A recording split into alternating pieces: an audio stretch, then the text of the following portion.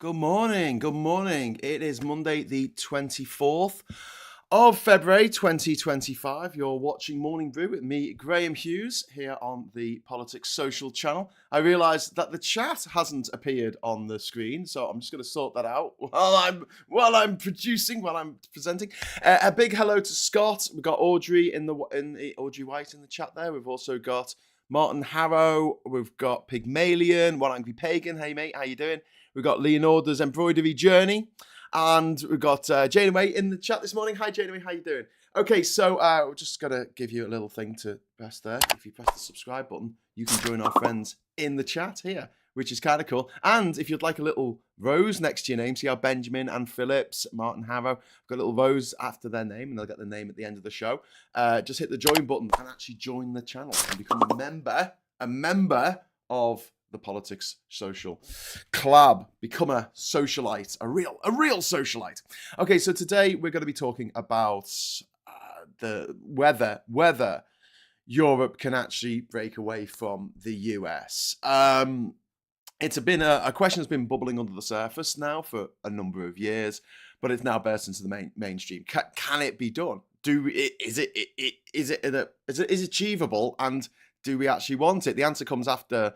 Well, this question comes after Friedrich Merz, Germany's chancellor in waiting, sent shockwaves through Europe by suggesting that the US under Donald Trump is as much a threat to Europe as Russia. And I know he's a Tory, but I agree with him. I agree with him 100%. He called for Europe to strengthen its defences and possibly replace NATO altogether.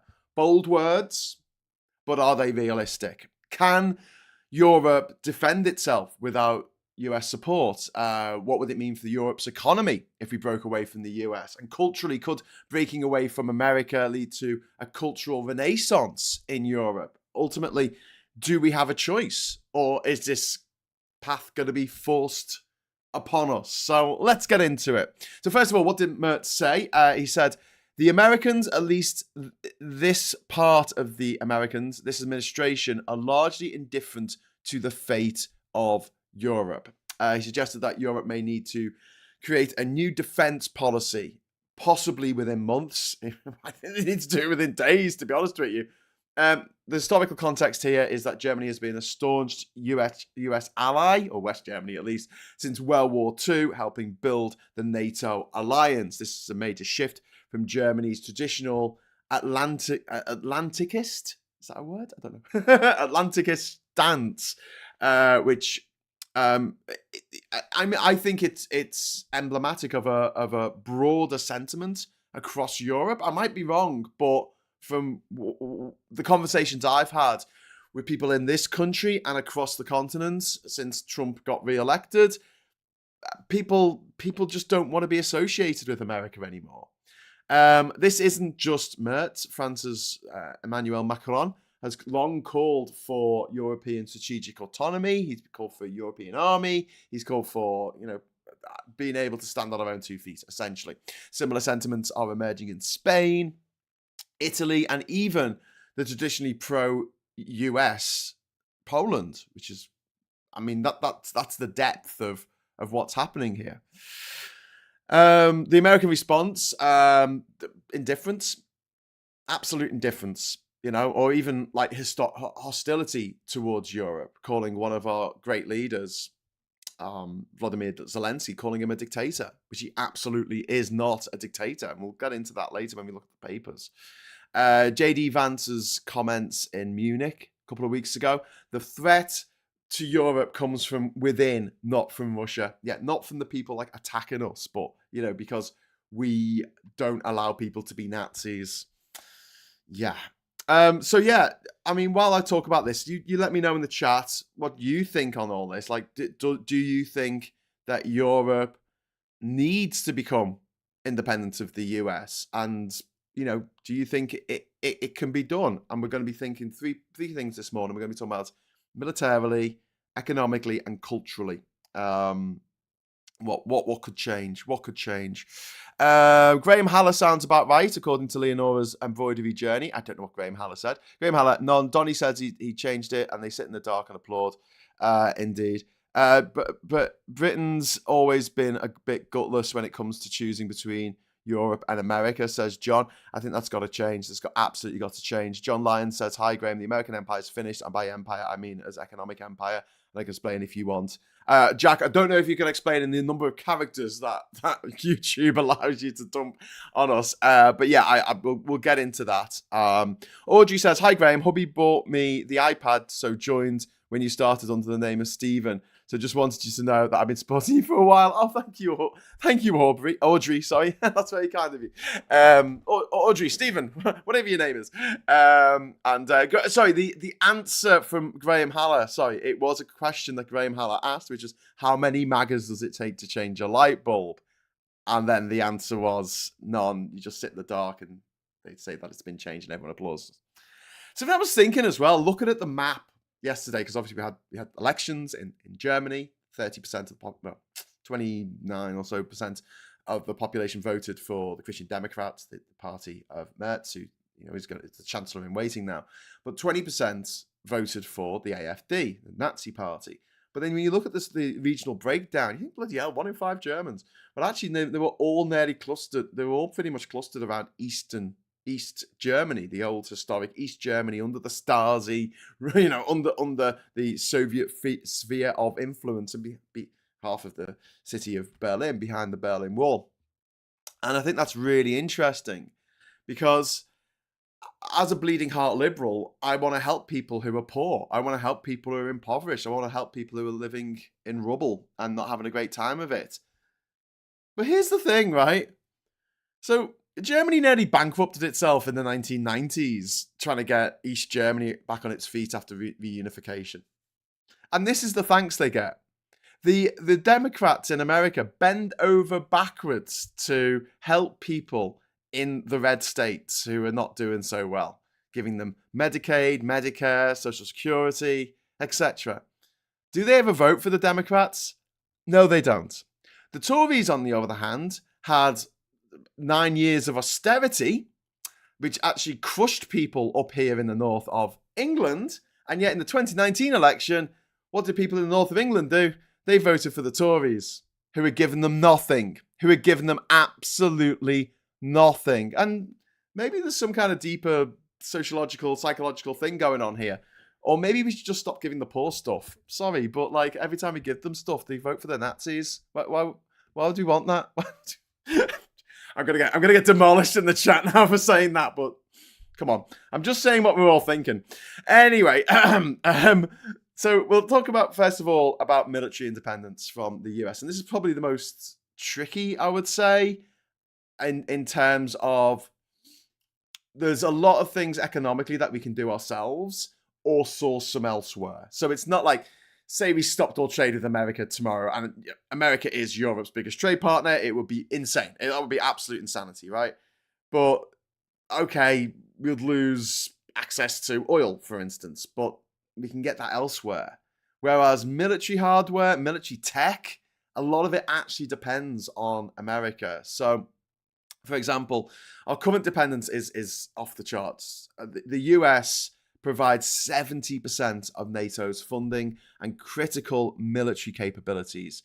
We're talking about air-to-air refueling, troop transport, space-based surveillance and reconnaissance, and the US nuclear umbrella, which is particularly important for Eastern Europe. Without these things, we'll run into trouble pretty quick, because we wouldn't be able to do stuff like, satellite surveillance is a huge thing that we completely rely on the US for. And even if you start launching satellites right now, like the Galileo satellites, getting that up and running and online away from America, because the Galileo satellites still rely on US tech, you see.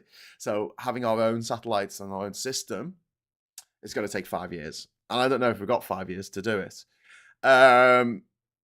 We've got some military strength of our own. We've got France's Rafale jets, are they called? Rafale jets, I think they're called. UK's Typhoon jets, and also the German Leopard tanks. And we've got over 1.5 million active troops spread across all the European NATO members, which is a huge, huge number.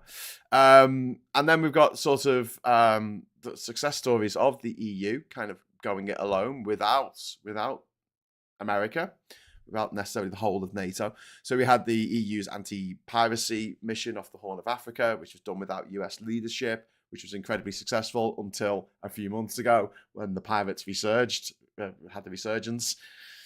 But yeah, and then there's France in the Sahel, who successfully led counter-terrorism operations in West Africa, most notably in Mali and around Timbuktu, where you had ISIS in North Africa running around destroying historical temples in that area, which is absolutely disgrace. And the French managing to bring that, bring the terrorist insurgency under control.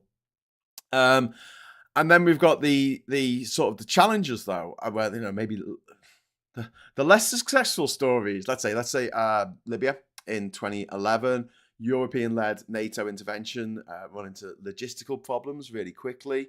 They ran out of precision-guided missiles and had to ask the US for more.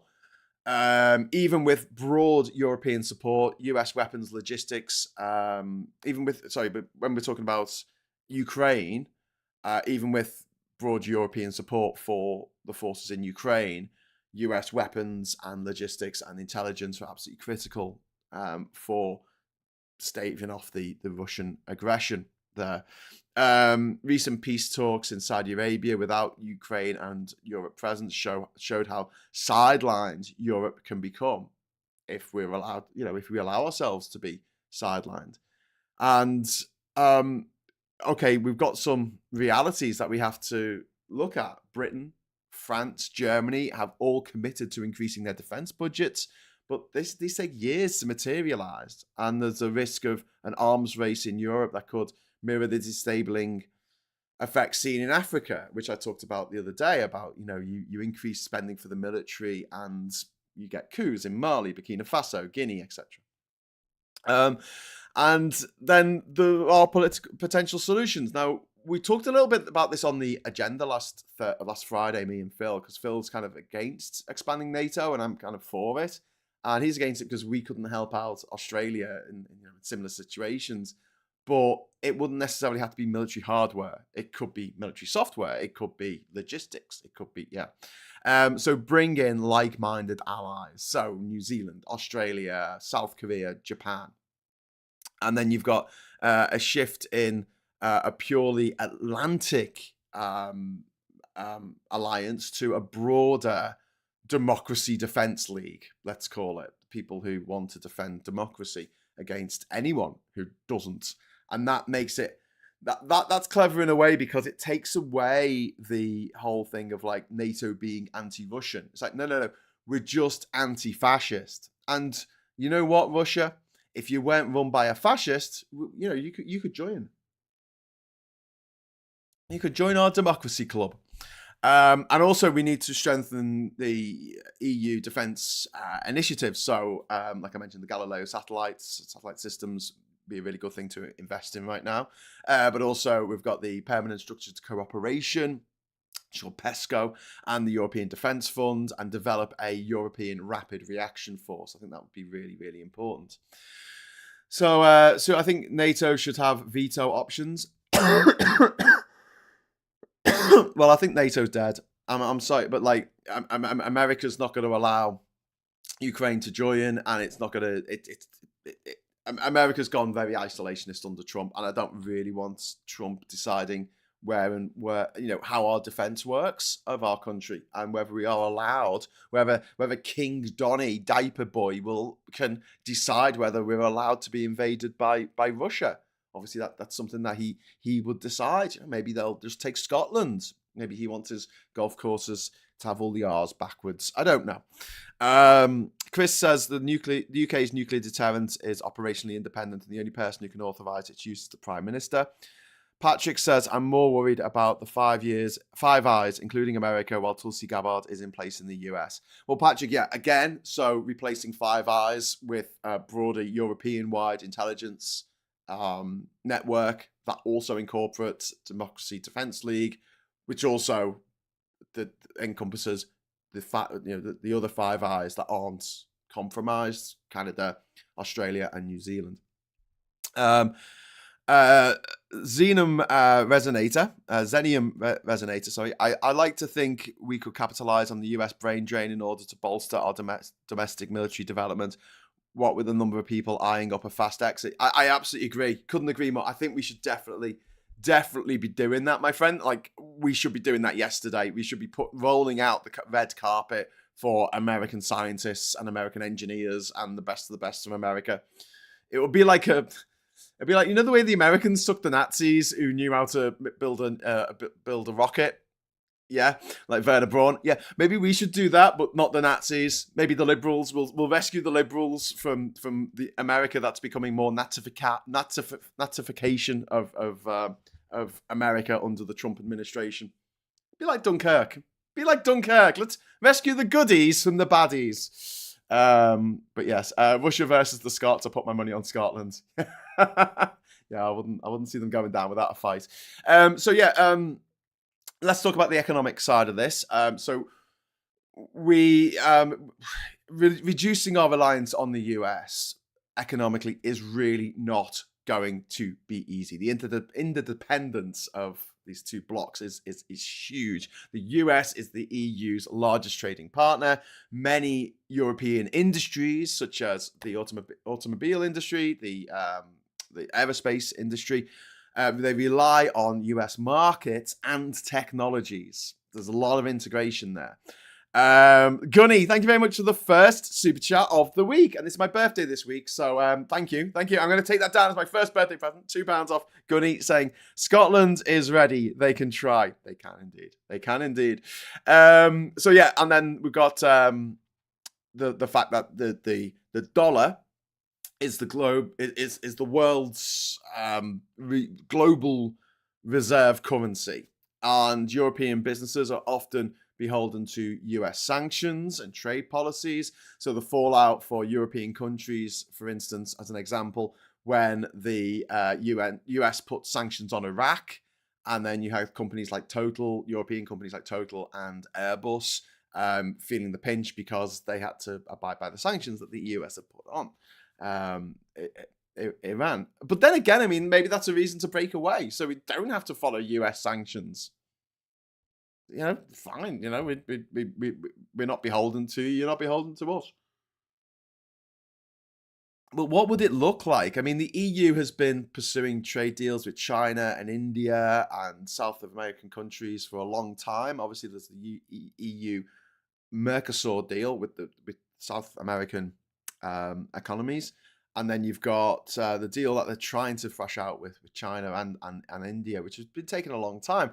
And one of the criticisms that you often hear about the EU by dickheads, usually, who don't know anything, not me, other dickheads who don't know anything, is that the EU just can't get a trade deal together. It takes so long to do a trade deal for the EU. We're better doing our own trade deals, and we can just decide what we want to do. And it's one of the reasons why we were told to vote for Brexit, is that we could do our own trade deals. But you have a look at all of the trade deals that were negotiated by the last Tory government.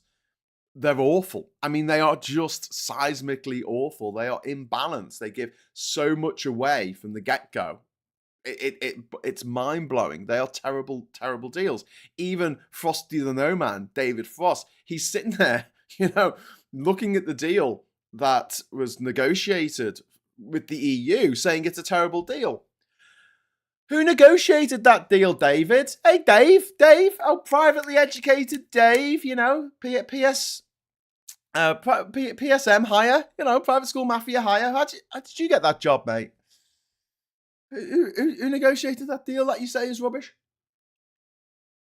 And our deal with Australia was just cataclysmically bad for us. The Aussies laughing about it on their TV shows, just like, that deal we did with the US, with the UK, we gave them a flaming shit in a bag, left it on the doorstep, and they were like, "Oh, thank you, thanks for that," making us look like tits. Looking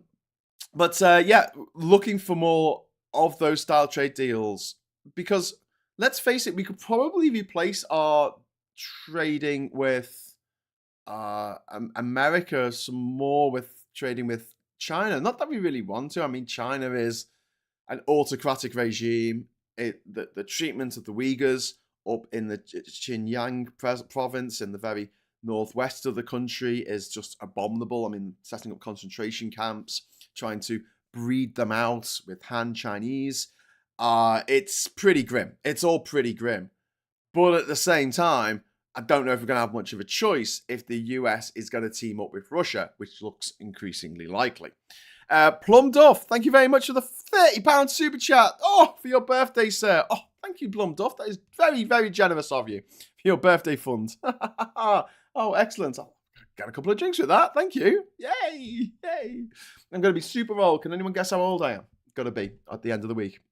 February 28th is my birthday. Can anyone guess how old I'm going to be? In the chat, the person who gives the lowest number wins. When I type longer messages to Graham's chat, doesn't display them. He's probably on top chat, and YouTube does its thing. Yeah, I am on top chat. Sorry, there's a lot of messages. Chris says, listening to a Tory MP on Kunsberg, he stated that the Tories would slash disability and sickness entitlements to fund any increase in defence spending. Oh, of course they would. Of course they would. Be more Canadian. Let's boycott USA goods and we can support Europe again. Well, I'm going to come to that in a moment. The Canadians are one of the most welcoming people. For them to get upset, you have to really do something they don't agree with. 71 says koala meat. Colin Baker straight in there with 46. Yeah, you're right, Colin. Yeah, got to be 46. One angry pig said 47. Fuck you, one angry pig. I'm not going to be 47. I'm going to be 46. Gary Arnold, I love you, Gary. Gary says 32. Thank you, Gary. You're the best. You rock. You absolutely rock. Janeway says 41. Woo! Thank you, Janeway. You rock as well. I'm guessing 47 says Benjamin. He's maybe next year. Maybe next year, Benjamin. 45. Oh, thank you, Kaza. I'm 45 at the moment. 44 says Gillian Hope. 46 says Graham Haller, completely on the money. And then we've got Gulf Marine says 30. Gulf Marine wins. Woo! I love you, Gulf Marine. Thank you. Right, we're going to stop this game and we're going to go back to what we're supposed to be talking about, which is, can Europe survive without the USA? So yeah, we're talking about strengthening the, not just cooperation between member states of Europe, but also strengthening cooperation with India, China, other economies out there, and also strengthen the euro as a reserve currency to go against the US dollar. In recent years, that idea has had support from China and from Russia. I don't think it's going to get much support from Russia anymore, but it's had support from China. It could happen. At the moment, every time oil is traded anywhere in the world, it's traded in dollars. So if a Dutch company buys some oil from Angola, they don't trade in euros, they don't trade in kwanza, they trade in US dollars. And if we change that, it could change everything. Sarah says 46 euro, 79 baby like me. Yeah, I'm a zennial, apparently, which is like a cross between Generation X and a millennial. Although I like to see myself as a millennial prime, because I sort of came up with the idea of, not having a job, not having a home, not having the house, not having a car, basically the gig economy brought to life. Never going to retire. If you're going to retire, I think that you are Gen X. Sorry, that's the cutoff. Are you ever going to be allowed to retire? Yes? Oh, congratulations, you're Generation X. No? Oh, sorry, you're a millennial. Sucks to be you. Great. Katrina Tam, thank you very much for the £10 super chat. Woo! Hi, Graham. Happy 20th birthday. Oh, you're the best. You're too sweet. You're too sweet. Did you look into the colour blindness correcting lenses anymore? They do clip-on versions you can put over your current glasses, which are cheaper. No, I didn't, Katrina, and I'm not that arsed about being colourblind at the moment. I mean, it might be a worry at some point in the future, but what I find particularly weird, right? And this is the way. Okay, so for me, remember that dress? Remember the dress that everyone was talking about? The dress, and it was either black and gold or blue and something. Right. I didn't see. The two options that were presented. I didn't see either of them. I saw something else, which was a bit odd. I'm just going to change the brightness on there. It's a bit too bright, a bit too blown out. I'm Generation X and skint. Retirement is a dream. Well, you're not Generation X then, are you, mate? You're a millennial. Have you seen the interviews with Yanis Varoufakis as given on US versus China regarding the world's reserve currency? Very interesting. No, I haven't seen that. Plumduff says same day, 1J at a time now. Well, yeah, it is. Gulf says I have a misty memory of the moon landing. Wow, that's quite impressive. I think Buzz Aldrin's got that as well. Okay, so back to talking about the US dollar being replaced as the global sort of economy. Could that happen? The reserve currency, that would be fantastic if it happened, because it would take a lot of power away from America and it would stabilize the euro like I don't know what. Also, we talk about technology and finance. Like, we've got to move away from, we'll have to move away from American tech giants like Google, that own this platform. Thank you, Daddy Google. Apple, which own those things that don't work because they won't eat their food. I always see Apple products as like a kid that won't eat the vegetables. Do you know what I mean? They're like, no, I'm not eating that. But you ate it yesterday. No, I'm not opening that file. No, I'm not playing that video. You know, when QuickTime first started, right? This is back in the days, in the early days of like VLC Media Player and stuff.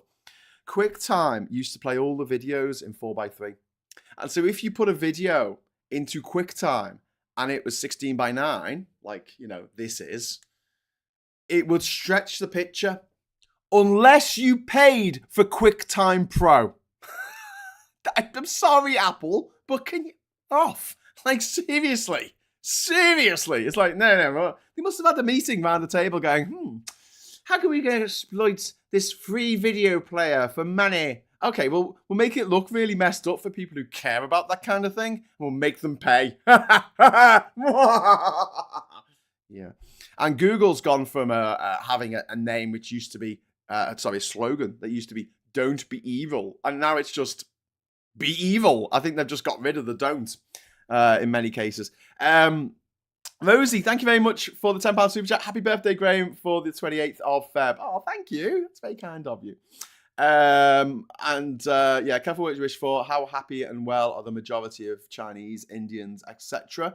Well, I mean, look, there's a lot of poverty in China. There's a lot of poverty in India, but a lot of people in the last 30 years have been lifted out of extreme poverty in those countries. And while neither of them are perfect, we're not perfect over here at the moment. And I don't like Modi. I don't like Modi at all. I think he's a gangster. I think he's a crook.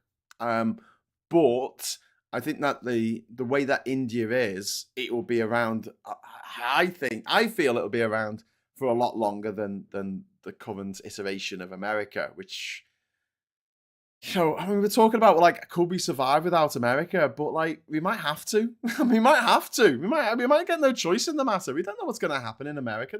They might descend into civil war, and then all bets are off. So we've got some alternatives. European search engines like Quant, which is French. We've got cloud services like OVH Cloud, which is French. We've got e-commerce like Zalando in Germany. We've got Allegro in Poland and stuff. However, it's going to be really, really hard to decouple from American financial systems. Visa and MasterCard are American. The SWIFT network, which allows all the ATMs, all the cash machines around the world to work, is controlled from the US. And the EU's fragmented digital market makes it hard to compete with Silicon Valley in America, where it's all in one place. I'm going to talk about this as well because there's a cultural dimension to this, that fragmentation as well, which kind of annoys me. So let's have a look at got a couple of super chats in. Jane Lockwood, thank you very much for the £10 super chat. Happy birthday, Graham. Oh, thank you. And One Angry Pagan. To be fair, the last time we had to rebuild our military from a really low point at speed, as Al-Murray said, we have form in terms of war. Yeah, we did. One Angry Pagan. And one of the arguments for the much maligned Neville Chamberlain, the reason why he came back with the peace in our time, there is an argument that he was a sacrificial lamb because we needed a year to build up our defense strategy. And interestingly, like, one of the things that we could do at the time, because of the peace deals that we had in place, is we could build things like Spitfires because they were defensive. They were to stop planes coming in and attacking us. We weren't supposed to be building offensive weapons like, V1 rockets and Lancaster bombers. Of course, we ended up doing that, but in that extra year, and then the few months of the phony war at the beginning of the World War II, gave us a chance to really start building things up to a point where we could actually take on the Germans, and we did. We absolutely did for 2 years, more than 2 years, from the start of the war until the Americans finally came in December of 1941. I mean, we were reliant on supplies coming in from America, but also Canada and all across what was then the Empire. Maybe we couldn't have done it without the convoys coming across the Atlantic from America, but America didn't really want to get too involved in it all. But there was a couple of things that we had a couple of aces up our sleeves. Radar being the big one. We knew when the planes were coming. The Germans didn't know how we did that. And this is probably just a popular myth, but apparently the airmen put out a rumor saying they used to eat carrots, and that helped them see in the dark, so they could shoot down the German planes, which became the whole thing of like, oh, carrots help your eyesight, which isn't really true, I don't think. But apparently so. Zelenskyy has resigned. Yay, win for Trump and Putin. Zelenskyy hasn't resigned. He said he would resign if it meant peace in Ukraine, if it meant the Russians would piss off, if it meant that Ukraine could join NATO, because he's not an arrogant bastard who likes killing pregnant women and children like what Putin does. So I'm just going to get rid of Saska because I don't like people who like fascists, like what are they called? Like, people who like Nazis. I don't think they should be people who are allowed to have their opinion listened to because, my grandfather didn't listen to the opinion of Nazis. He just fired torpedoes at the fuckers. Anyway, so let's talk about cultural independence. And, this is something that I feel like very strongly about. Obviously, military uncoupling and economic uncoupling is going to be very, very difficult, but there are steps that we can take. But where we can take giant strides today is with our cultural independence, creating our own stories. Hollywood has built empires on European stories. Think about Disney and Hans Christian Andersen, the Grimm brothers, like the number of stories they told. Snow White and the Seven Dwarfs, the very first feature-length animated film, won 7 Oscars, little tiny Oscars. The fact that, 8 Oscars really, because there was a big one and then 7 little ones, but the fact that they'd taken our cultural capital and then spun it themselves and then fired it back at us. The Little Mermaid, Beauty and the Beast, Sleeping Beauty. And then you've got James Bond, Sherlock Holmes, Harry Potter, Lord of the Rings, American stories that are often Americanized for American audiences. We've got food culture over here. Like, we give America burgers from Hamburg in Germany. We give them French fries, pommes frites from France. And they turn it into this horrific concoction, this incredibly bland version, this bastardization of our cuisine, and then they sell it back to us. Domino's Pizza, it's pizza's an Italian dish, and the impact on our diet and our health because of that influx of American food. Like, I mean, Europe's got lower obesity than America. Anyone who's been to America, and especially Florida, has seen some people who are like, oh my God, I think I'm overweight, but wow, how? I don't mean to demean or belittle them, but I'm kind of intrigued at like how they stay so big. Like, how is that possible? Do they not shit? Do they eat 7 entire fried chickens a day? Like, how do they do that? Anyway, but yeah. But the Europe has lower obesity rates, partly due to traditional diets, better diets. And this would give us an opportunity to reject those ultra-processed American foods and embracing local healthier cuisines. Think about like the Mediterranean diet versus American junk food. This would be really good for our health. This would be incredibly good for our health. And so there are opportunities here for cultural revival, to invest in European cinema, literature, the arts, to promote independent studios, using Studio Ghibli in Japan as an example, the people who made My Neighbor Totoro and Grave of the Fireflies and Spirited Away and Howl's Moving Castle and Princess Mononoke, and oh god, I love them. Anyway, I'm not going to sit here and list films by Studio Ghibli, but they're incredibly good. So yeah, we've got things like Dark, which is German, Money Heist, which is Spain, which have found international audiences. Also Squid Game, which I know is South Korean, but it's found an international audience, and we can do that. We can do that ourselves, but we could do with having better European platforms for us to do that on. The BBC is an absolute freaking gem of a thing that exists. There's Channel 4, and yet we don't really celebrate it enough in terms of, like, I think that the BBC has been really seriously degraded by the influx of the private school mafia in recent years, running everything. The likes of Laura Kunsberg and Fiona Bruce not being independent at all when they're presenting their politics shows. Andrew Neil, who, the big fucking slug man who's been rolled in iron filings. He's sitting there, doing the politics show while being the editor of The Spectator. Meanwhile, Gary Lineker tweets, wouldn't it be nice to not be so horrible to asylum seekers? And he gets lambasted by the BBC. How dare he not be impartial? We're brutally impartial here at the BBC, except for the guy who runs the politics department for the BBC. It's head of a joke magazine, like the equivalent of the Viz, but for Nazis, called The Spectator. The Viz for Nazis, that's what they should have as the little thing underneath, shouldn't it? The Spectator, the Viz for Nazis.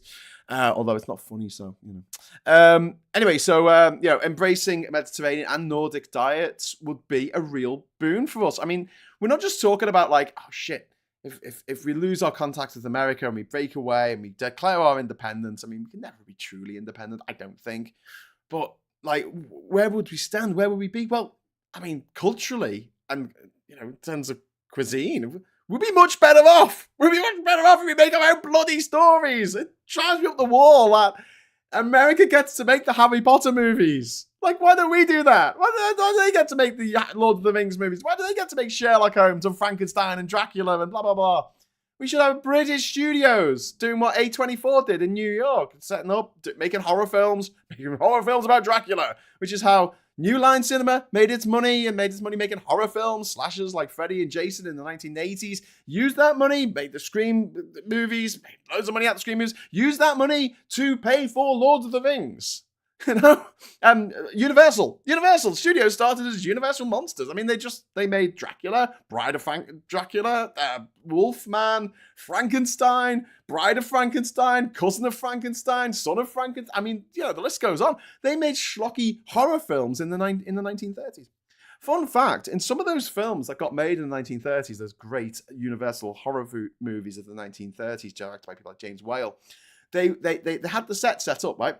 And they had the day shoot in which the set was there, and then the actors came on with the American crew, the American actors, and they'll do all their bit in that scene for the day, and then they'll go home, and in the night, the Spanish crew would turn up, use exactly the same set with Spanish actors and a Spanish crew, and film the same scene in Spanish. So there's two versions of some of these horror films that were filmed in the 1930s. Same sets, everything, same shots, everything, same music. So everything else is the same, except they swapped out the crew and the cast using and that's brilliant. That's efficiency for you. That's what we should do in Europe. We should have like a swap, and then the French team come in, and we have like a French version of Line of Duty and a French version of Doctor Who, or a German version. And that'd be brilliant. Use the same sets. Why not? Genius ideas, which could be used, definitely. But yeah, and also I'll just quickly say, while I'm talking about cultural capital, some of the best directors of all time, right? Think about it. Charlie Chaplin, Alfred Hitchcock, nowadays Ridley Scott, Christopher Nolan. They're all British. They're all fucking British, Like even Stanley Kubrick, who was American, but he lived most of his life in Britain. He was a complete Anglophile. He lived here since like the 1960s. He loved the place. He filmed scenes for what was it called? Don't Look Now, not Don't Look Now. That was Nicholas Rogue. Yeah, for Eyes Wide Shut. He, you see, Eyes Look, Eyes Wide Shut. He filmed those scenes where Tom Cruise is walking through the mean streets of New York. It was all filmed in bloody Hampstead. He wasn't filmed in New York at all. But yeah, I'm not losing our best directors like Billy Wilder and Sidney Lumet. Oh no, I don't know about Sidney Lumet. Billy Wilder was one of the emigres, I think that's the right word, from Nazi Germany, and he left in the 1930s from Germany and started making movies in America, and ended up making some of the greatest movies of all time, including you can't see it, but I've got a poster over there for Sunset Boulevard, which was directed by Billy Wilder. Obviously, did The Apartment as well, and Some Like It Hot, and he was a German director. He was from Germany. So yeah, they poach all our best. Let's take them back. Let's make sure the next Christopher Nolan movie is made in Britain with British money. So yeah, campaigns to promote this sort of thing, campaigns to quiet quit America, which I've talked about before. I've now bought yanklist.com, and that's going to be No Thanks Yanks website, and you're going to be able to type in the name of a product and see whether it's American or not, and be given alternatives. And I'm going to be putting that together this week, because clearly I've got nothing better to do. I will sleep at some point in my life. I'm pretty sure I'm going to sleep. That's one of the things. Maybe on my birthday on Friday, I might actually have a kip. I don't know. But yeah, that kind of thing. And also, pushing for greater cooperation across Europe when it comes to things like cinema and literature and the arts, which is something that Brexit tried to sever that link between us and Europe. It wasn't just a political thing. It wasn't just an economic thing. They wanted to sever us culturally from the rest of our continent, which I think is an absolutely disgusting thing that the Tories and Refuck and Brexit Party and Nigel Farage and all those bastards wanted to do.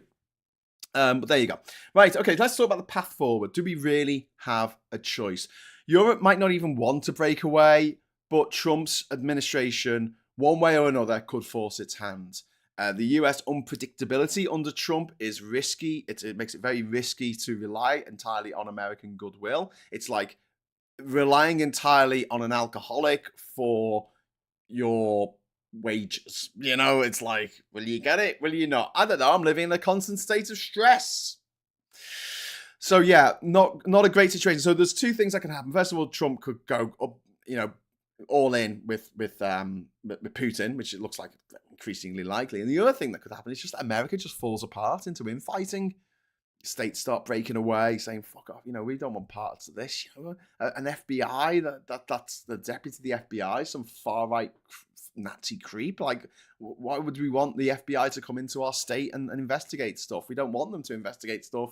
They can piss off. The FBI going there back to its roots as the Pilkington investigate. What was it? The Pilkington Detective Agency, wasn't it? It was the FBI. Before it was the FBI, was essentially a private company that you paid to come and investigate crimes in your area if the police couldn't do it. Once upon a time, the government had a subsidy scheme for homegrown creative industries, obviously cut by, guess who? The Tories. Yeah, absolutely. The New Deal for musicians, which I talk about quite a lot actually on this channel, it was a fantastic idea from the last Labour administration. So I'm just, the sun is changing. The amount of sun coming out the window, coming through the window is changing. So I'm having to adjust for it. Resloy812, thank you for the super chat. Woo! Happy birthday, Graham. Cake. Did you see in North Korea, a woman went to prison for saving her daughter from the burning house instead of the dear leader's picture, which was on the kitchen wall? Oh my God. Oh my God. That is just, that it's too much, isn't it? It's just too freaking much. Oh, the sun's come back out now. That's insane. That's absolutely insane. The Vietnam part of FMJ, I'm not sure which part was filmed. The Full Metal Jacket. Yeah, that was filmed in the East London Docklands. doubling for Vietnam. They just put a couple of palm trees in there. And then VAT on private school fees. Are parents paying this tax already, or is it still to be passed as a bill? Yeah, they're paying it already. Well, they're not. It's not. It's the schools that are paying it. If they choose to. Sorry, I'm just turning this down. if they choose to pass it on, if they that's their lookout, you know, they don't have to. I just the exposure on this is kind of really annoying me now because it's kind of like a little bit underexposed or a little bit overexposed, and there's nowhere in between. I can't believe Peter Jackson was in Hot Fuzz. That's brilliant. Saw email to FBI staff asking them to detail the work they had done that week or consider themselves resigned. Shocking. Oh, yes. So basically, that Elon Musk has sent an email to all federal employees asking them to, well, demanding they list 7 things that they did. No, 5 things they did last week. I'm just going to try and find out what it was. I think I wrote it down. Hang on a second. I think I wrote it down on my phone. And what I'll do is, right, if you're feeling a bit mischievous today, you don't have to do this, you know, there's no obligation. But if you should feel, oh yes, I've got it. Brilliant. Okay, so Elon Musk sent out an email to 2 million federal employees over the weekend on Saturday, saying that by the end of today, they had to email back with a list of 5 things they'd done that week. And if they don't, they lose their jobs. The requirement of going through all this, obviously he's going to give this to AI to sort out, because who can go through 2 million emails? The thing is, he made the email address public. So if you want to just go to hr@opm.gov, if you want to send them an email telling them 5 things you did last week, even though you're not a federal employee, maybe make a sock puppet account to do it, just in case, you know, Elon, you know, traces you. But yeah, just, you know, I printed out a picture of Elon Musk. I took a big shit on the picture of Elon Musk. I set it on fire, and then I left it. Number 4, I left it on Elon Musk's front doorstep. And 5, I had a nice hot cup of tea. There you go. So if you want to do that, I'll put that into the chat there. You can see hr@opm.gov. Tell Elon Musk 5 things that you did last week. Just to jam up the system a little bit. Come on, let's do some jamming. You know, like Bob Marley. I hope you like jamming too. Let's jam up the system. Strawberry. Anyway, conclusion. Right. Final thoughts. We're talking about you know, the balanced approach here. So like cutting ties completely, I don't think is realistic, and we will maintain strategic alliances where beneficial to us. Okay, we need to build parallel structures at the same time, though. We need to, defense is the big one. We need to strengthen EU military capabilities while keeping NATO as intact as possible at this point, but be ready for NATO to no longer be a thing and us have to make something in its place. The economy, we need to develop alternatives to the US. Financial and tech dominance, they're the 2 big things that we need to do something about. One of the things that we could do in the UK is quite simply fighting fire with fire, I guess, because a lot of American financial stuff is based in London. They use that as a bit of a launch pad for Europe. Shaun of the Dead is better than any US equivalent, says One Angry Pagan. Yep, you're absolutely right. Thank you for the super chat, my friend. Yeah. I mean, we did. The problem is we just don't have the confidence to make our own stories in the UK. And when we do make our own stories, they're invariably about very, very posh people. I saw Bridget Jones's Baby Diary, Baby Boy, whatever it was called, that she was mad about. I saw that last week, and it was, I mean, it's a good movie. It's a good movie. You know, I won't knock it. It's funny. It's sad.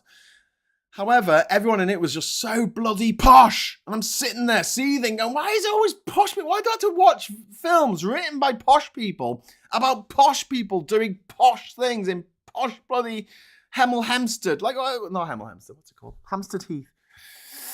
Why do I have to watch this shit? Like, I want to watch stories about real people doing cool shit. But every time we make a film about real people in this country, it's got to be fucking Kathy Come Home or Nil by Mouth or some miserable shoegazing kitchen sink drama in which someone gets beaten to death and then cries and turns into seaweed because they cried too much. And I'm like, why would anyone pay to see this movie? It's suppressed the living shit out of me. By the way, there's no hope. There's no hope. Oh, Katrina, thank you very much. You missed some super chats, so here's another to point it out. Oh, thank you, Katrina. I'm gonna just check on my fan funding. Hang on a sec. Did I miss some? Oh, hang on. Oh, yes, Katrina Tam. Sorry, thank you. Boof. I missed that. I feel very bad now. £10 as well, but thank you for the extra £5 for telling me I missed the £10 one. Google is not a fucking verb, and I will die on this hill. Other search engines are available and are better these days. I personally use Ecosa. You do an internet search and you don't Google something. Ooh, okay. All right. Well, listen, Katrina, since you're being very generous and you're willing to die on this hill, I'm not going to argue with you. All I'm going to say is Hoover. Hoover. It's not. You don't Hoover the floor, do you? Because I use a shark. I don't use a Hoover. Don't use a Dyson either, because he's a knobhead. So we got Gunny, Plumdorf, Katrina Tam, Anne Phillips, Rosie 2911. We've got Jane Lockwood, One Angry Pagan, Katrina Tam, Resloy 812, One Angry Pagan, and Katrina Tam again. They're all the super chats that are fit to publish. So thank you very much for that. Just so I go through them all. Sorry for missing that, Katrina. I feel really bad now. Jane Lockwood. I haven't watched Corrie since the 60s, but I remember as a child, it was like all the working people and homes around me. I lived in a pit terrace. It was real life. Yeah. I mean, fine. Like, I think there's a very big difference between soap operas, which can talk about the lives of ordinary people, and films which have to be fantastical and fill up a big screen. And I think the problem in the UK compared with America is, in America, all of the TV networks are owned by big movie studios, or they aspire to be big movie studios in terms of like Netflix and Amazon now.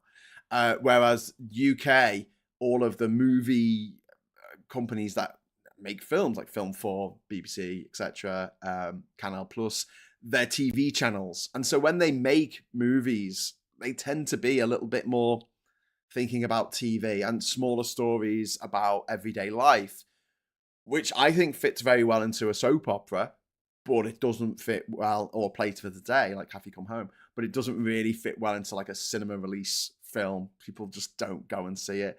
The sad fact is that on average, British people go to the cinema once a year. And that once a year film is probably going to be Star Wars, Lord of the Rings, Marvel, or something. It's not going to be necessarily your little kitchen sink drama about, someone who cries himself to death. So yeah, my go-to on this subject is, if a film is ever pitched and you could take that plot line of that film, the story of that film, and fit it perfectly into Emmerdale, and no one will bat an eyelid, right? Then I don't think it should be a movie. There has to be something fantastical in it in order to make money at the box office. And, all things being equal, it'd be great if more dramas were made and did well, but they don't. They just don't. And if you've got that one film that you want people to see at the cinema that year, make it something that a lot of people are going to want to see. So something like, The Full Monty or Billy Elliot or something. I suppose Billy Elliot could work in the soap opera. I suppose Full Monty couldn't, because they completely strip off. But those kind of films that we make that actually do well are very few and far between. It's one a year if we're lucky. Sometimes it's none a year. We'll make 79 films in a year and you won't go and see any of them at the cinema, because they just don't have that heightened elevation behind it. So I'll give an example, like Parasite is a really good movie, the South Korean film that won the Best Picture Oscar a few years ago. It's a really good movie because it talks about class. It shows the lives of the working class people. It shows the lives of the upper class people in it, and it does it very well. But it could never be the story of a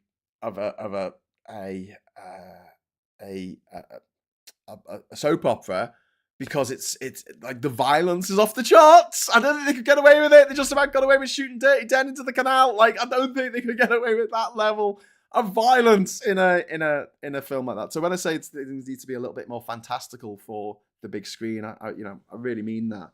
And we have to change the way we think. I think we are quite snooty about what we regard as cinema, and I think we need to pack that in, because the Americans aren't. They'll make any old shit. They make an absolute fortune making any old shit. They made Snakes on a Plane, for Christ's sake. They made Snakes on a Plane. Then again, we made Sex Lives of the Potato Men, so.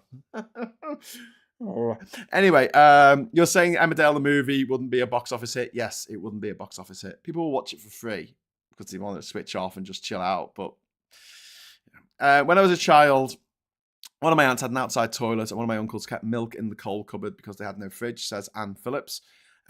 Chris says, might have to do something with how we experience it, how expensive it is to go to the cinema these days. Cost of tickets, snacks, and all adds up. Yeah, I often talk on this channel about how difficult it is for me to go to the cinema with Catherine, because we have to go and see a subtitle showing, and then we get like a disability tax on top of that. Like, for instance, going to the Odeon here in Durham, they have like an iSense cinema, which is exactly the same like a normal cinema, except the sound rumbles the shit out your arse. So I don't like using the iSense cinema. You have to pay more for it, and I find it a deeply unpleasant experience. But if it's the only subtitles showing of Bridget Jones this week in the entire North frickin' East, we don't get much choice in the matter, so we end up having to pay more. I get the shit shaken at my arse by the bloody vibrations, and don't have as nice as experience as I would like to have. But what's the alternative? We drive to Newcastle, we drive to Hartlepool, we drive to, Darlington or somewhere. Anyway, saw Parasite on the big screen. Shield my eyes for that M bit. Yeah, it's a bit much, isn't it? Sex Lives of the Potato Men. Isn't that Boris Johnson's biography? Yeah, it should be. Anyway, let's just talk quickly, because I just want to really, really quickly go through the headlines. Yeah. So I think that we need to develop alternatives to US financial and economic tech dominance. We've also got to look at our culture and foster a uniquely European cultural identity that operates across borders a lot more. We tend to have the British film industry, the French film industry, the German film industry. In America, they don't have the Georgian film industry. They don't have the Washington film industry. I know Hollywood's a thing, but a lot of those films are filmed around America, or some of them aren't even filmed in America. But it's seen as an American movie, wherever it's filmed, wherever the company's based, whether it's A24 making a movie, they're based in New York, I think. If they make a movie, you say it's an American movie. If Paramount make a movie, you say it's an American movie. You don't go, oh, wow, it's so different, because it's generally not. Anyway, so Europe might not want to break away from the US, but with the current administration, I don't think we're going to have much of a choice. And this isn't about abandoning an historic friendship. It's about preparing for a world where that friendship might not no longer be there when we need it. And we're all seeing this. We're all seeing this now. So let me know what you think. Do you think that Europe should push for independence from the US? Are there any other problems that I haven't identified? I'm sure there's lots. Do you think it's too risky?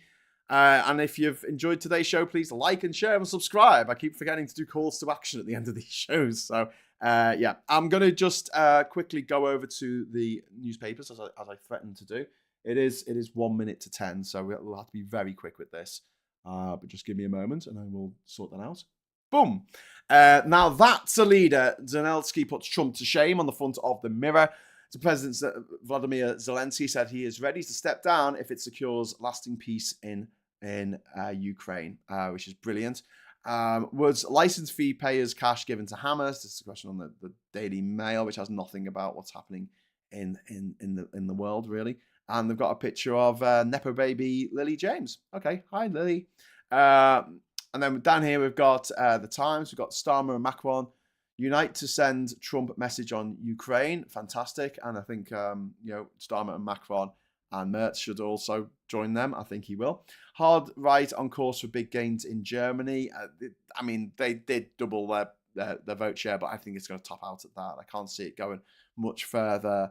And I'd like to see the AFC banned in Germany. I don't think we should allow democratic institutions I don't think democratic institutions should allow parts of it that don't agree with democracy. Like, that's the only, economics aside, whether you're staunch capitalist or you believe in socialism or all that aside, right? You can't have people in your democracy that don't believe in democracy. It doesn't work. And by I don't mean like voters. I just mean like political parties. Patricia Arquette, we are about to go into a weird world. That's interesting, her saying that, because she's in Severance, which is very weird. Well worth watching. 3 years on, Ivan Zavansky was kidnapped, jailed, and tortured by Russia. His mother tells the story, like just absolutely disgusting. What Russia has done, like it's 3 years to the day now since they invaded Ukraine and went around raping and murdering, torturing, killing babies, killing children, like the barbarism we saw, Bucha. One thing that will always stay with me, sorry, the joint thing. Okay.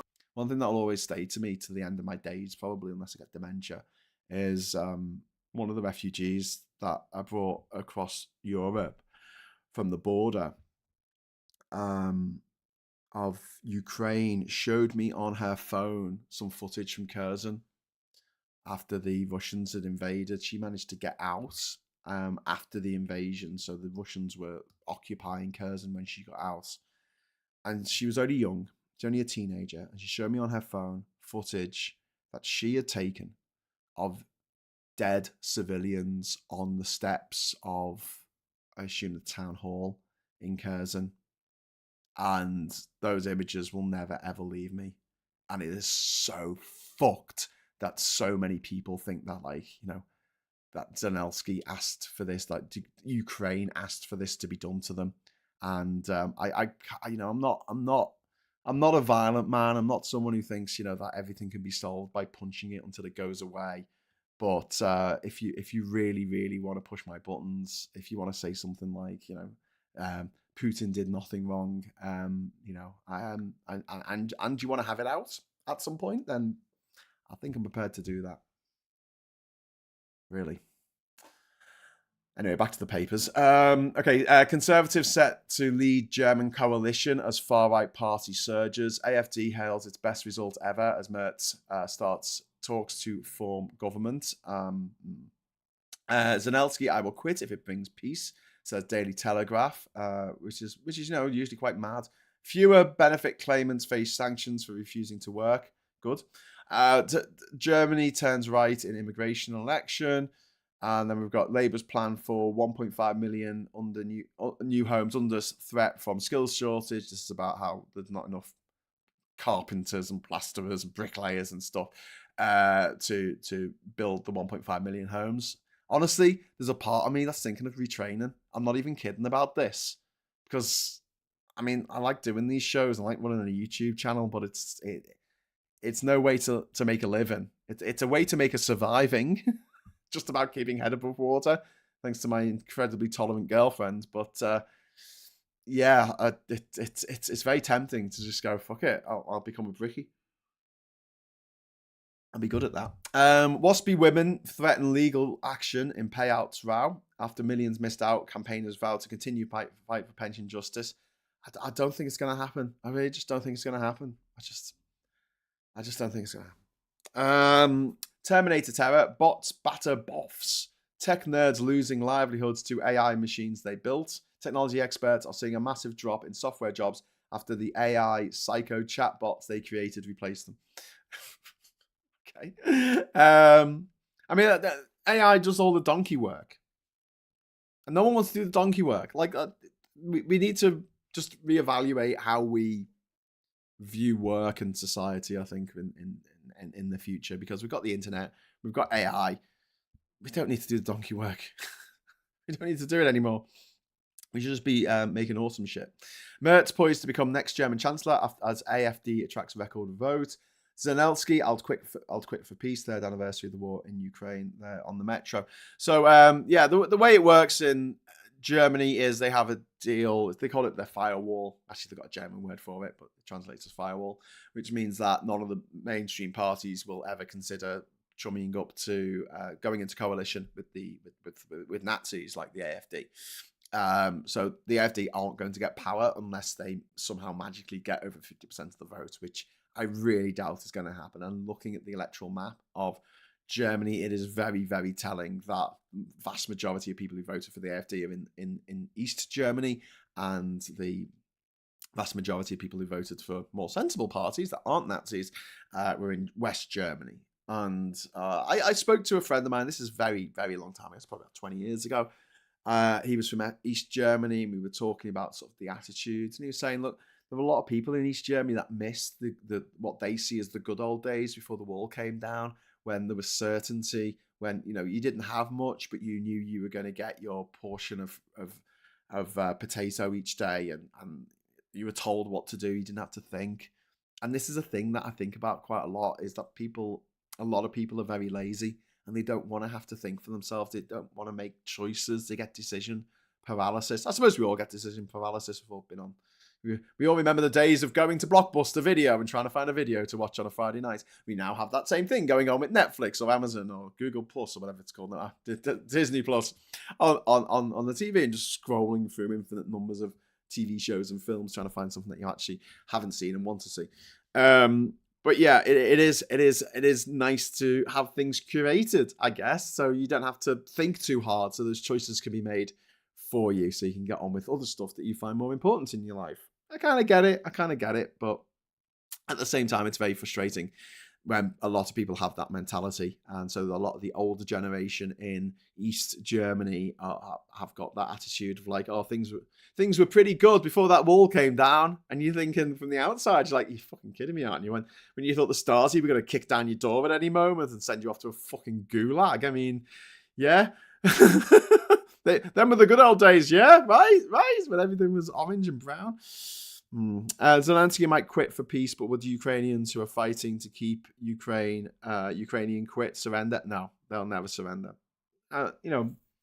Just from my, albeit limited experience of going to Ukraine over the last few years and speaking to Ukrainians, they're not going to quit. They're not going to quit. They're really not going to quit, because their country's been invaded by a bunch of fucking barbarians who are going around raping and murdering and torturing civilians. Sliding Doors seems to be about that night bridge elite and was probably all PS actors, includes Thames Rolling Club, posh restaurants, etc. Good film though, yeah. Andrew, all of our film, think about the films that we make. We don't make any science fiction films. We make some great little horror films, which is awesome, and we should do more of that.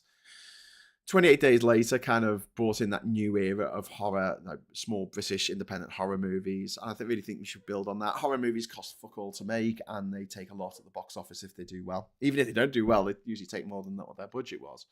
But we don't. We're quite pretentious in our films that we make. But I think I saw it most prominently when I watched Saltburn last year, which I really hated. I liked it up to a point, except spoilers for anyone else who's seen Saltburn. The lad who's apparently working class isn't working class.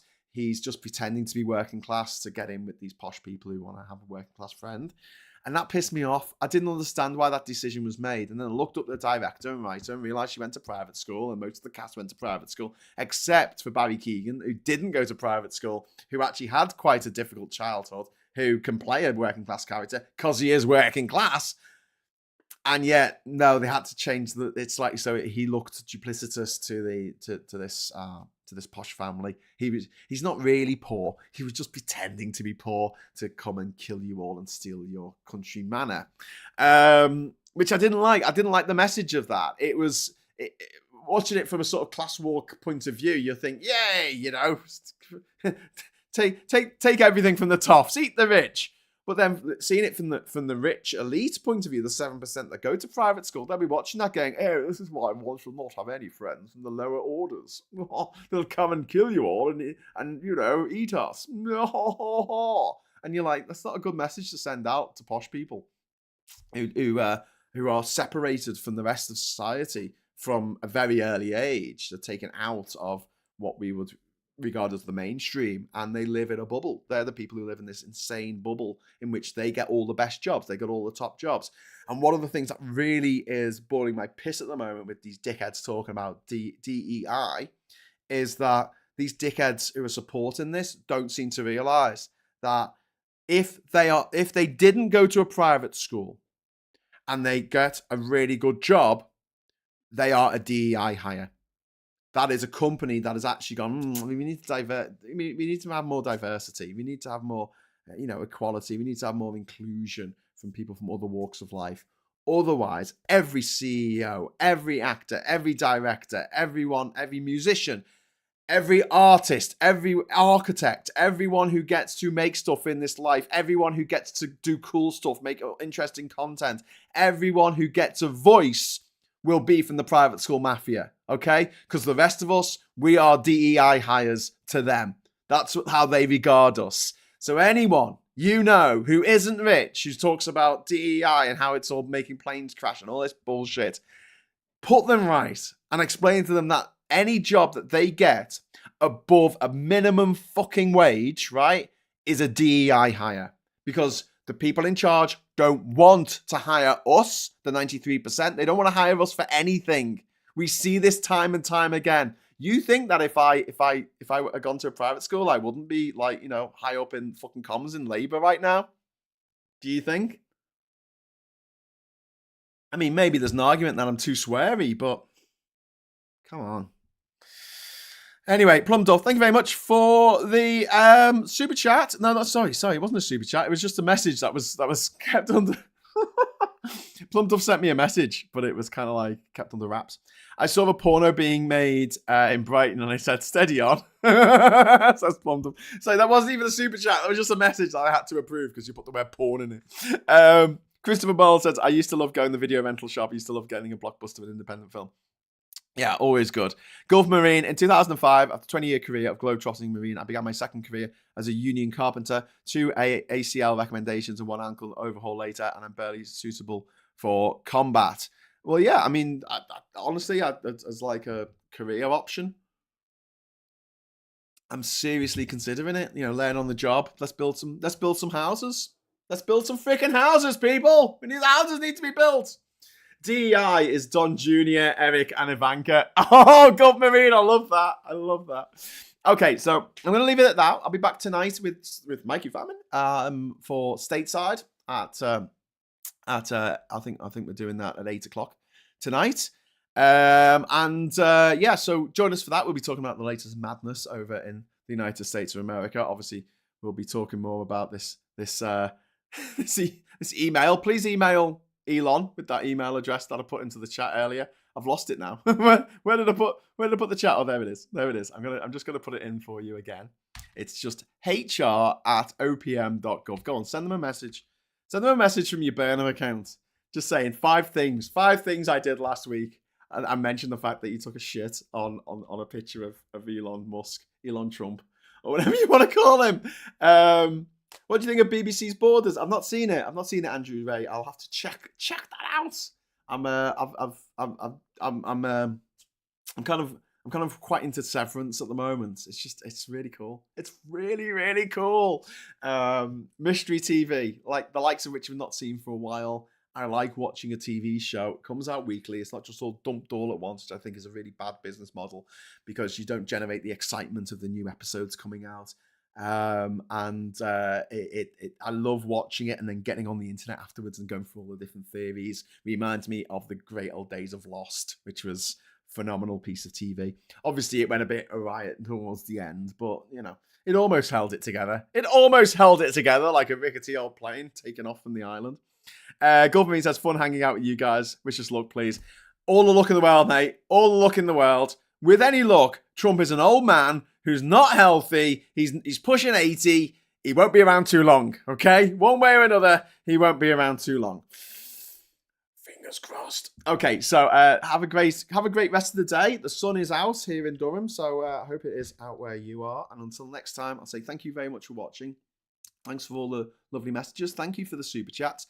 Give a like on the way out. Please don't forget to like the video because that makes things all better.